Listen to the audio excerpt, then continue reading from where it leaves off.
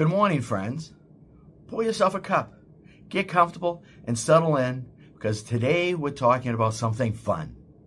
My granddaughter came over last week and said, "Grandpa, tell me what life was really like when you were young." I just smiled and said, "Well, sweetheart, buckle up, because some of it would absolutely blow your mind." So today, let's talk about a few things that would completely shock young people about how we actually lived. As you're listening, I want you to think, how many of these do you remember? Drop a comment, and if any of these bring back memories, let us know.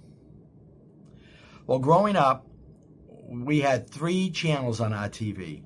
4 if the weather was good and you positioned those rabbit ears just right. No remote. You were the remote. You got up, walked over, turned the dial. No recording shows. If you missed it forever, or you had to wait for the reruns to come back on. And every night at midnight, the national anthem played, and then static. That was it. TV was done for the day. If there was a show you wanted to watch, the whole family planned the evening around it. One program, one TV, everybody together. Then one day, cable TV showed up. Someone knocked on the door and said, "You can get more channels, but you have to pay for TV." Pay for TV? We thought that was the most ridiculous idea anyone has ever come up with. Why would you pay for something that came through the air for free? But once you saw those extra channels, well, suddenly everybody had cable. And now people pay for cable, streaming services, premium channels, and they still say there's nothing on. When we had 3 channels, a TV that weighed more than a refrigerator, and we thought we were living in the future. You know, it's funny. Let's talk about car safety. Now, this is one that really gets most people. We didn't have car seats. Babies rode on mom's lap. Kids bounced around in the back seat like popcorn. Seatbelts, they existed somewhere buried so deep in the seat, we never even looked for them. We rode bikes without helmets. We drank from garden hoses, ate food that fell on the floor, and somehow we survived. And today, my grandson isn't allowed to walk to the mailbox alone. I was riding my bike clear across town at 6 years old, with a note in my pocket just in case. A dime in case I needed to call home from the payphone on the corner. Oh, and don't forget that reminder that Mom shouted out as you were running out the door. Be home when the street lights come on. You know, life was great back then. Let's think about working. You think offices are strict today? Back then, they were a whole different world.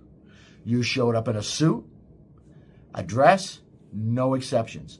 You punched a time clock.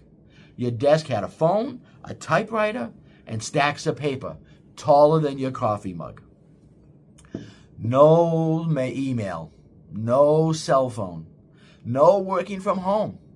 When you left the office, you were gone. Nobody could reach you, and nobody expected to. Meetings were face-to-face. Mistakes were fixed with whiteout, and copies were made 1 page at a time and jammed constantly. And if you needed information, you didn't Google it. You went to the library and used something called a card catalog. Hard to believe now, isn't it? You know? But let's talk about the difference now with phones, money, and everyday life. Speaking of phones, we had a party line. That meant you shared your phone with your neighbors. You'd pick it up and hear somebody talking, and you'd say, "Excuse me, Mrs. Henderson, I'm sorry, I need to make a call." And GPS, nope. We used paper maps. If you got lost, you pulled into a gas station and asked a real person for directions.